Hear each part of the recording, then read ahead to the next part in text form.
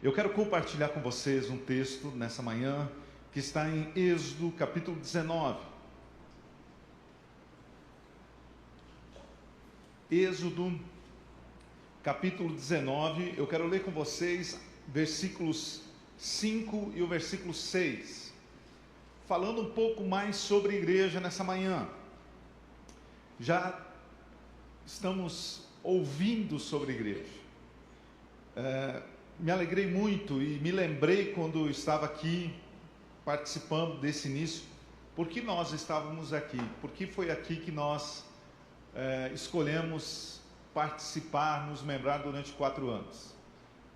Lembramos, né? Voltou a nós a memória, porque é muito bom estar com vocês, vermos uma igreja cristocêntrica e nessa visão cristocêntrica, ouvindo canções que levam-nos a pensar quem nós somos como igreja, a termos Cristo no centro como igreja.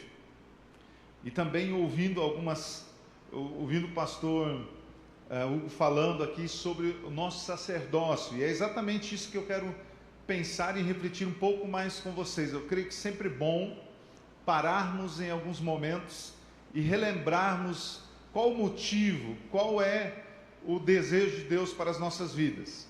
E Êxodo capítulo 19, versículo 5, versículo 6, Deus, Ele está falando com o povo de Israel.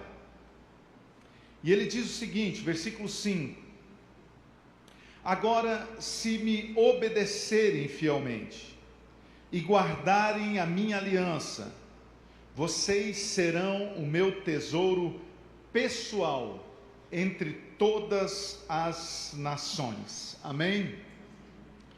O versículo continua dizendo: embora toda a terra seja minha, vocês serão para mim um reino de sacerdotes e uma nação santa. Essas são as palavras que você dirá aos israelitas. Amém? Amém, irmãos? Essa é a palavra de Deus para as nossas vidas. Nós sabemos que Deus, quando Ele chama o povo de Israel, quando Ele inicia a nação de Israel, Deus tinha um projeto muito especial para aquele povo. Você que é um bom leitor da Bíblia, conhece toda a história da origem da nação de Israel. Poderíamos começar antes, mas talvez o mais interessante, o ponto principal, é quando nós iniciamos pensando na nação de Israel a partir dos patriarcas, Abraão, Isaque e Jacó. Deus, desde o início, Ele vai ministrando na vida desses homens qual era o plano que Ele tinha para o povo que surgiria a partir da descendência desses patriarcas. Deus leva Abraão para a região onde hoje ainda está Israel, para Canaã, e Ele faz com que ele olhe para todos os lados, e Ele diz: olha, tudo que você está vendo será o lugar aonde eu darei a você e a tua descendência. E Ele fala sobre as bênçãos, aqueles que abençoam, aqueles que seriam abençoados. E o próprio Deus diz: através de ti serão benditas todas as nações. Deus tinha um plano especial para o povo de Israel. Depois nós vamos conhecendo, vamos lendo a história da nação de Israel, principalmente Êxodo, aqui começando o surgimento do povo, ainda no deserto, depois entrando na terra prometida. Nós vamos percebendo que Deus tinha um projeto muito especial para o povo de Israel: abençoar as outras nações, fazer com que os outros povos conhecessem a respeito de Deus, fazer com que Israel se tornasse luz no meio dos outros povos, para que os outros povos, através da nação de Israel, conhecessem a respeito de Deus. Mas conhecemos também a história aqui na continuação, que não foi exatamente isso que aconteceu. Parece-nos, e nós percebemos isso em Josué, principalmente no final do livro de Josué, depois o livro de Juízes, aonde o povo, ao invés de influenciar as outras nações, passa a ser influenciado pelas outras nações. Ao invés de levar o Deus verdadeiro para os outros povos, passa a ser influenciado por deuses falsos. e na consequência, na sequência, a nação acaba sofrendo por causa das decisões que foi tomando de maneira errada, diante de tudo aquilo que Deus, no deserto, no começo, aqui no livro de Êxodo, Levítico, depois Deuteronômio, reafirmando essa vontade de Deus, tudo que Deus vai passando para o povo de Israel, dizendo: se vocês fizerem assim, se vocês caminharem dessa maneira, vocês não precisam correr atrás de bênçãos, mas as bênçãos alcançarão vocês. Vocês serão abençoados, as famílias de vocês serão abençoados. Mas a realidade, infelizmente, é a tragédia que se abate normalmente diante da história da nação de Israel. E aí a palavra de Deus nos mostra 2000 anos, Deus enviando seu Filho Jesus, e agora nós somos o novo Israel de Deus. E Deus continua com um projeto para cada um de nós. Deus deseja que a igreja dele agora continue no projeto original, sermos luz entre as outras nações, levarmos a palavra de Deus para os outros povos, fazermos a diferença por onde nós passamos. Mas o fato é que parece-me que muitas vezes nós erramos ou caminhamos por caminhos muito parecidos com o que Israel caminhava. Em algum momento começamos a permitir que as influências dos outros povos comecem a nos envolver, comecem a nos tirar do caminho. E nós precisamos sempre voltar ao princípio, aquilo que Deus de fato quer para nós como povo dele, como projeto dele para as nossas vidas como igreja do Senhor Jesus Cristo. E eu quero refletir com vocês exatamente sobre isso, pensarmos um pouco sobre o propósito de Deus para as nossas vidas como igreja do Senhor Jesus Cristo, olhando para o propósito lá de Israel, inicial lá de Israel, pensando em alguns pontos principais, algumas reflexões principais. Qual é o propósito de Deus? Quais são os propósitos de Deus para nós, olhando para esse texto? Eu creio que o primeiro propósito que Deus tem para nós, olhando aqui, e que nós precisamos ter como igreja de Jesus Cristo, é que Deus deseja que nós sejamos um povo que ouve a Deus. Ouve a Deus. Uma das principais orações, ou a principal oração do povo de Israel, está lá em Deuteronômio, nos primeiros capítulos, capítulo 4, 5, mas principalmente no capítulo 6, Deus ele fala para o povo de Israel: ouve, ó Israel. Hoje o povo de Israel tem essa oração, fazem essa oração. As primeiras palavras dentro da oração do povo de Israel é essa: ouve, ó Israel. Ou seja, Deus quer que nós ouçamos a sua vontade. Nós temos muitas vezes ouvido tantas vozes diferentes, nós muitas vezes vemos tantas coisas acontecendo como igrejas Brasil afora, e às vezes nós nos perguntamos: será que nós estamos no caminho certo? Será que o que nós estamos fazendo como igreja é aquilo que Deus de fato quer para nós? E nós, para entendermos qual é a vontade de Deus para as nossas vidas, precisamos sempre estar sensíveis àquilo que Deus quer falar conosco. E a principal maneira que Deus continua falando conosco é através da sua palavra. Ela é o centro, é aqui que o Senhor vai ministrando em nossas vidas, para onde Ele quer que nós venhamos a ir, aquilo que Ele quer que nós façamos. É aqui que estão registrados quais são os desejos de Deus para nós como igreja, e qual é o desejo de Deus para nós na nossa vida, inclusive particular, como família, no nosso dia a dia, como trabalhadores, aquilo que nós fazemos. Aqui estão os recursos, está aquilo que Deus deseja para cada um de nós. É a palavra de Deus que está à nossa disposição. O apóstolo Paulo, ele nos fala em Romanos capítulo 10, versículo 17, você conhece bem. Ele diz que a fé, ela vem por ouvir, mas ouvir a palavra de Deus.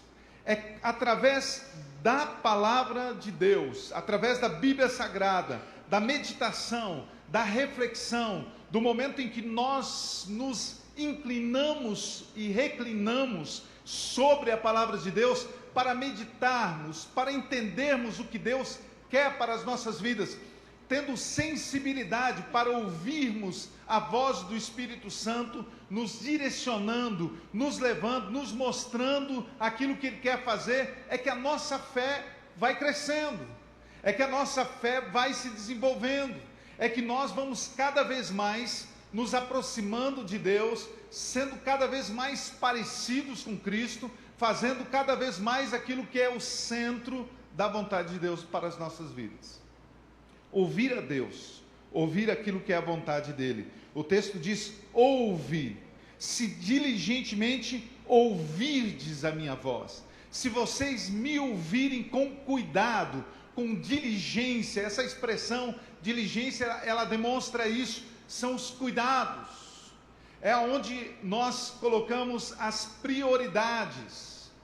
Eu me lembro que tinha os filmes de faroeste que eu assistia com meu pai, e ali tinham as diligências, aonde pessoas com suas carruagens, suas carroças, levavam coisas preciosas, levavam o dinheiro daquela cidade. Eram as diligências que eram assaltadas, porque ali haviam valores muito grandes, mas a diligência também, ela era sinônimo de algo que estava sendo guardado, estava sendo cuidado, e o que Deus está dizendo para nós é: precisamos meditar, ouvir com cuidado a palavra de Deus, como igreja do Senhor Jesus Cristo.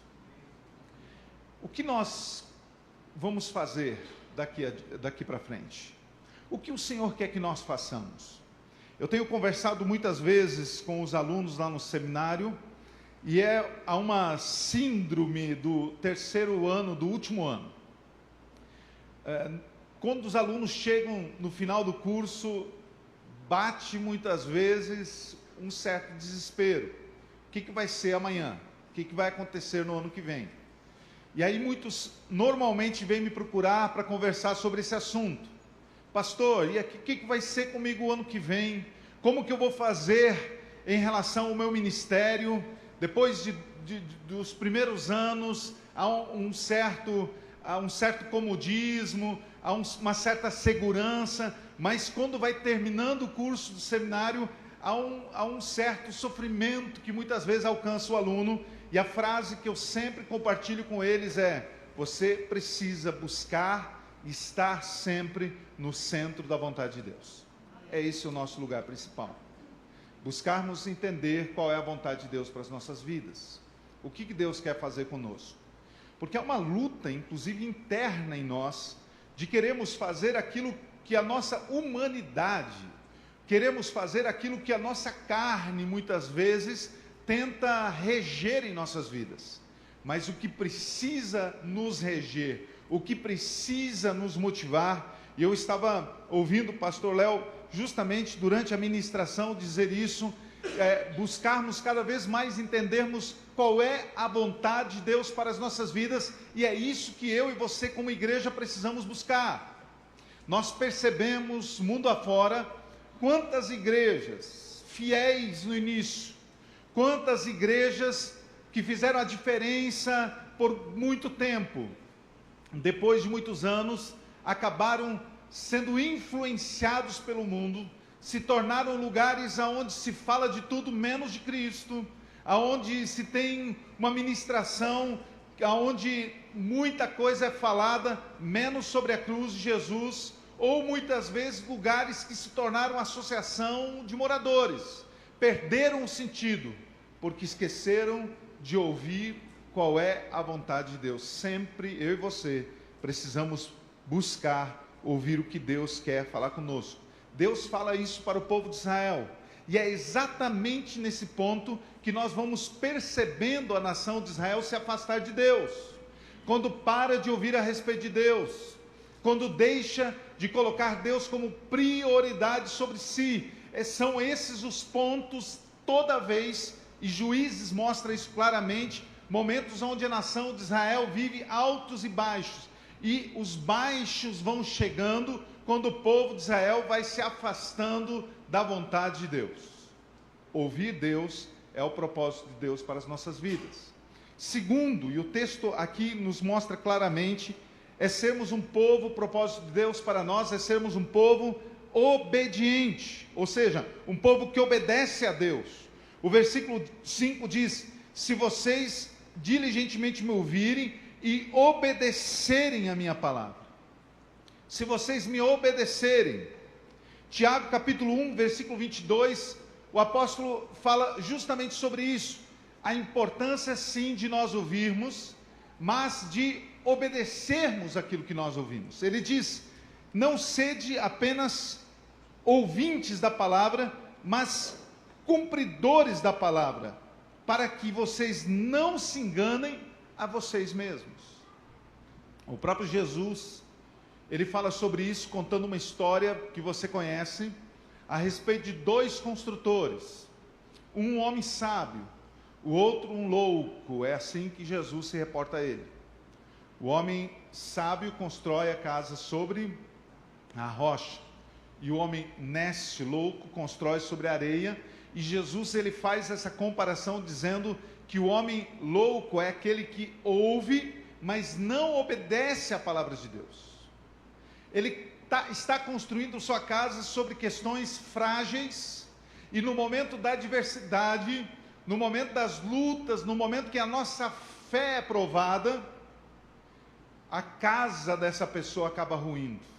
Quando os rios saem de suas margens, quando a luta vem, quando a tempestade se abate sobre nós, e aquele que construiu a sua casa sobre a rocha, continua firme, continua prosseguindo. Por isso que a palavra de Deus nos convida a não somente ouvirmos, mas obedecermos. Jesus nos conta essa parábola lá em Mateus capítulo 7, versículo 24, versículo 25.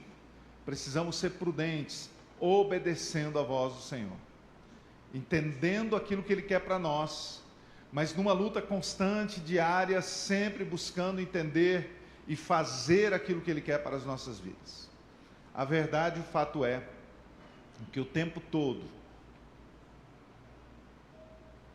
nós corremos o risco de fazermos aquilo que nós queremos fazer. O tempo todo nós queremos tomar decisões baseadas nas nossas emoções, e aí nós reagimos muitas vezes, ou fazemos muitas vezes aquilo que nossa carne se alimenta, nosso eu deseja fazer, e aí quando nós percebemos cada vez mais, nós estamos às vezes fazendo algo até parece-nos para Deus, mas quando nós olhamos direito, pode ser que nós estejamos fazendo para nós mesmos. É possível que em alguns momentos façamos a obra de Deus sem servirmos o Deus da obra, até na igreja. Às vezes nós começamos algo, e eu gosto de pensar sobre isso, ter essa reflexão, quando nós às vezes começamos uma caminhada até como algo ministerial na igreja, nós o fazemos apaixonados por aquilo que o Senhor colocou nas nossas mãos. Algum ministério que o Senhor nos colocou. Poderia, por exemplo, usar a questão da música, que talvez ilustra muito bem, mas isso pode ser na pregação, pode ser no cuidado de algo que nós fazemos na igreja. Mas, por exemplo, alguém começa de repente seus primeiros acordes e começa a orar ao Senhor, dizendo: Deus, se Tu me abençoares nisso que eu estou aprendendo, eu quero servir no Teu reino. Senhor, se Tu me abençoares e me deres o dom, e eu puder exercer ele, eu quero servir melhor no Teu reino. E Deus vai abençoando alguém, e essa pessoa se desenvolve, e um dia ela recebe a primeira oportunidade para tocar no louvor, lá nos jovens, quem sabe, lá nos adolescentes, e há uma alegria que invade o coração dessa pessoa, desse adolescente, desse jovem, ou quem sabe alguém até com a idade mais avançada. Mas com o passar do tempo, ele vai desenvolvendo esse dom, e aquilo que ele está fazendo já não faz mais para Deus, acaba fazendo para si só, para ele o mais importante já não é mais adoração, ou levar a igreja a ser ministrada, ou levar a igreja a adorar juntos ao Senhor, mas pode ser que aquele momento se torne um momento de exibição. Isso pode acontecer com o pregador, pode acontecer em outras áreas dentro da igreja, aonde em algum momento, se nosso nome não é citado, se nós não recebemos referências ou aplausos, nós nos magoamos, nós nos ferimos, porque na verdade nós passamos de um sentimento de servir ao Senhor para buscar foco para nós mesmos. É o que nós chamamos de uma passagem do cristianismo verdadeiro para a religiosidade. Eu confesso, meus irmãos, que de vez em quando eu passo essa linha, ela é muito fina. Às vezes nós nos confundimos em relação ao reino de Deus. Nós perdemos um pouco o foco e isso acontece com muito mais naturalidade do que nós imaginamos. E nós precisamos sempre voltar ao princípio. Ouvir e obedecer à voz de Deus. Terceira vontade de Deus para nós, terceiro propósito de Deus para a sua igreja, é que nós sejamos um povo exclusivo dele. E aqui eu quero fazer a ponte do texto que nós lemos no Antigo Testamento, nos mostrando que esse era o desejo de Deus para o povo de Israel, mas que essa aliança se renova no Novo Testamento. Veja o que Deus está falando aqui para Moisés, para que ele compartilhe com o povo. Ele diz no versículo 6: vocês serão para mim um reino de sacerdotes e uma nação santa. É interessante porque antes disso, ainda no versículo anterior, Deus ele diz o seguinte, olha como ele termina o versículo 5, ele diz, embora toda a terra seja minha, ele está dizendo, tudo que existe é meu, todos os povos são meus, mas eu tenho um propósito para vocês, eu tenho um projeto para vocês, que vocês sejam um povo diferente, um povo que seja bênção para os demais povos meus. Era esse o desejo de Deus para a nação de Israel. E Pedro, no Novo Testamento, no capítulo 2, versículo 9, ele traz novamente esse texto de volta. E ele diz aqui, vós sois geração eleita, o sacerdócio real, a nação santa, o povo adquirido, para que anuncieis as virtudes daquele que vos chamou das trevas para a sua maravilhosa luz. Veja, a aliança que Deus estava fazendo no início da história de Israel, Deus agora refaz e traz novamente de volta essa aliança para a igreja, que é o novo Israel de Deus. Ele traz esse propósito novamente para nós, e aqui é interessante porque eu já quero entrar aqui no quarto propósito. Deus quer que nós sejamos um povo exclusivo, e Deus quer que nós sejamos um reino de sacerdotes. Eu quero caminhar um pouquinho mais com vocês, até uma visão de finalizarmos nesse último ponto, porque esse texto aqui me chama muito a atenção. Apesar de ser muito conhecido, essa palavra aqui, ela falou muito comigo. Veja, o que Deus queria para a nação de Israel lá no passado. Aqui o texto, no capítulo 19, está falando sobre o início da nação de Israel. Se você observar esse texto, você vai perceber que não é isso que acontece com o povo de Israel. Ou seja, o propósito de Deus para Israel não se cumpre, de fato, totalmente como Deus queria que se cumprisse. Veja o que Deus está falando aqui, o versículo 6 que nós lemos. Ele diz o seguinte: vocês serão para mim um reino de sacerdotes. Deus não está falando aqui, vocês serão um reino com sacerdotes. Deus não está dizendo que vocês serão um reino que terão sacerdotes, porque é isso que acontece com Israel. Israel se torna um reino que tem determinados homens, que eles se tornam depois sacerdotes, com quem Deus fala, eles compartilham a vontade de Deus com o povo, ou seja, eles acabam se tornando intercessores entre Deus e o homem. Ou seja, Israel se torna um reino com os sacerdotes, como as demais nações eram. Mas não é esse o propósito de Deus.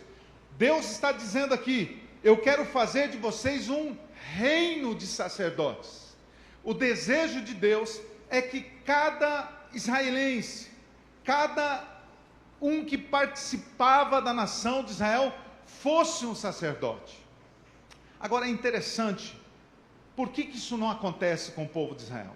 Por causa de algumas questões que nós podemos ver no decorrer do próprio livro de Êxodo, que vale a pena pensarmos e refletirmos um pouco. Em primeiro lugar, por que a nação de Israel não se torna um reino de sacerdote? Porque a primeira reação da nação de Israel é que eles não queriam que Deus falasse com eles. Isso aqui é muito forte, não é verdade? Eles não queriam que Deus falasse com eles. Veja, no capítulo posterior, capítulo 20, versículo 18, versículo 19, o texto diz assim: todo o povo viu trovões e relâmpagos, e o som da trombeta, e o monte fumegante, e vendo isto, o povo se estremeceu e esteve de longe, e disseram a Moisés: fala tu conosco, e ouviremos, mas não fale Deus conosco, para que não morramos. O povo de Israel pede para Deus não falar com eles. Sabe por quê? Porque eles tinham medo de morrer. E o povo de Israel tinha razão. Porque toda vez que Deus fala com alguém, essa pessoa morre. Toda vez que Deus fala com alguém, há uma morte acontecendo. Isso aconteceu um dia comigo. Deus falou comigo e o meu velho homem morreu. Quando Deus, o dia que Ele falou conosco, nós morremos. O nosso velho homem morre. E mesmo nós nascendo de novo, toda vez que nós permitimos que Deus fale conosco, algo continua morrendo em nós. É isso que acontece quando Deus fala conosco, e é por isso que muitas pessoas não querem que Deus fale com eles. Porque quando Deus fala conosco de fato, de verdade, nós permitimos que Deus ministre em nossas vidas, que Ele fale com cada um de nós, nós morremos para nós mesmos, e nós vivemos para Ele. Nós morremos para o nosso velho homem, nós vamos morrendo para a nossa carne, nós vamos morrendo para o nosso eu, para que o Senhor habite, reine e seja Senhor absoluto de nós. O povo de Israel diz: não, nós não queremos que você fale conosco, nós não queremos que Deus fale conosco, nós queremos criar um mediador entre nós, seja o nosso mediador. E às vezes, como igreja, nós queremos fazer isso. Nós queremos, por exemplo, que o pastor seja nosso mediador. Nós nos reunimos, nós ficamos toda semana dizendo: Deus não fala conosco. Nós não tiramos um tempo para Deus falar conosco. Nós não entramos na presença do Senhor. Nós não entramos no Santo dos Santos. Nós não queremos nos relacionar com Deus para que domingo Deus fale conosco através da vida do pastor, do pregador. Quando Deus, na verdade, não chamou o pastor para ser um sacerdote exclusivo. O pastor é um sacerdote porque ele é filho de Deus. Mas eu e você somos sacerdotes e precisamos entender que os pastores são os nossos guias, aqueles que nos direcionam, aqueles que vão nos trazendo uma palavra de encorajamento, mas que nós precisamos ser participantes do reino de sacerdotes. O sacerdócio é meu e seu. Quando Jesus ele morre na cruz, o pastor Hugo compartilhou isso aqui, o véu se rasgou de cima a baixo, para que hoje eu e você sejamos sacerdotes, estejamos livremente na presença do Senhor, para que Ele ministre em nossas vidas. Então eu e você precisamos na segunda-feira, como sacerdotes, sermos ministrados por Deus. Na terça-feira falarmos com Deus, na quarta-feira falarmos e ouvirmos sobre Deus, na quinta-feira, e aí quando nós nos reunimos como igreja, como sacerdotes, Deus fale conosco juntos. Mas o sacerdócio, ele precisa acontecer o tempo todo nas nossas vidas, todos os dias da semana. Uma outra questão interessante sobre o povo de Israel é como surgia o sacerdote. Um sacerdote, você conhece a Bíblia, você sabe, ele não era escolhido pelo povo. O sacerdote, ele não era eleito pelo povo. Mas havia uma tribo exclusiva em Israel, que era a tribo de Levi, que dela vinham os sacerdotes. Ou seja, o sacerdote não era escolhido, ele nascia sacerdote. Só tem uma maneira de alguém ser sacerdote, é quando nós nascemos sacerdotes, quando nós nascemos de novo, através do sangue de Cristo Jesus nas nossas vidas. Todo aquele que nasceu de novo, nasce sacerdote. Todo aquele que entrega a sua vida ao Senhor Jesus Cristo, nasce sacerdote. Nós nos tornamos sacerdotes pelo sangue do Cordeiro, por causa do sumo sacerdote que morre na cruz, que nos compra para sermos um reino de sacerdotes. E o livro de Levítico, capítulo 6, versículo 12, versículo 13, nos diz que o sacerdote ele tinha uma função diária que ele precisava exercer.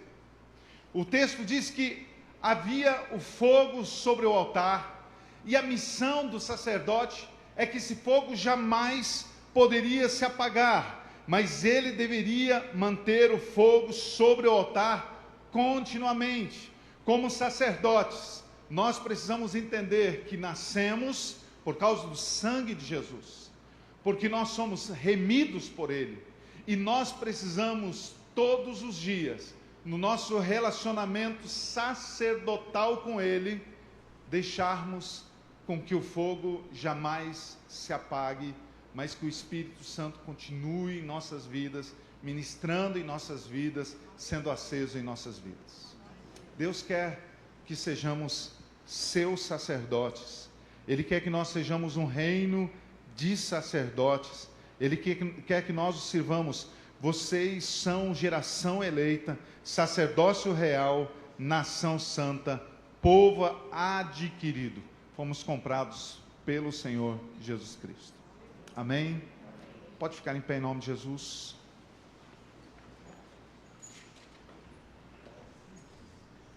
Que possamos entender qual é o propósito sempre do Senhor para as nossas vidas.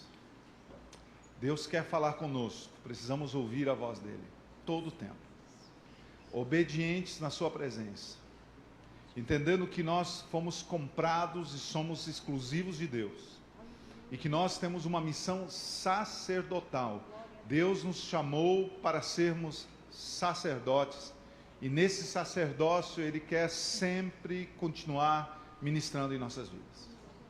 É por isso que quando nós nos reunimos como igreja, nós não nos reunimos exclusivamente aqui para assistirmos um culto, mas nós nos reunimos para cultuarmos a Deus, para sairmos também desse ambiente e continuarmos cultuando a Deus. E o nosso culto é a relação sacerdotal que nós precisamos ter com o Senhor Deus. Que o Senhor nos fortaleça, e que o nosso desejo seja sempre estar no centro da sua vontade, obedientes a Ele. Que Deus abençoe essa igreja amada, que continuem sendo sacerdotes nesse lugar. Se há alguém aqui que ainda não nasceu sacerdote, entregue sua vida a Jesus. Se alguém aqui está com medo de que Deus fale com você, porque você sabe que algo precisa morrer, deixe Deus falar. Vale a pena morrermos para este mundo e sermos filhos de Deus. Ajuda-nos, Senhor, para que nós possamos ser obedientes à Tua voz, para que nós possamos sempre ouvir a Tua palavra, para que nós possamos ter o desejo profundo em nosso coração de sempre fazermos o que Tu queres que nós façamos. Sejamos sacerdotes, Pai. Tu queres nos fazer uma nação de sacerdotes, uma igreja de sacerdotes, um reino de sacerdotes. Pai, que nós não sejamos como a nação de Israel que não queria ouvir a tua voz. Pai, que nós não venhamos eleger intercessores entre nós, mas que nós possamos compreender que o teu desejo é ter, Senhor Deus, um relacionamento direto conosco, falando conosco, ministrando em nossas vidas, transformando os nossos corações, transformando-nos para que sejamos cada vez mais santos na tua presença, cada vez mais obedientes na tua presença, cada vez sendo mais igreja na tua presença. Ó Pai, santifica-nos pela tua palavra. Santifica-nos, Senhor Deus, para que nós possamos ser cada vez mais parecidos contigo. Pai, temos sempre no centro da nossa vontade, temos como centro do nosso objetivo e propósito em todas as coisas, fazemos a tua vontade e vivemos o teu reino, para que teu nome seja glorificado, Pai, em nome de Jesus. Amém.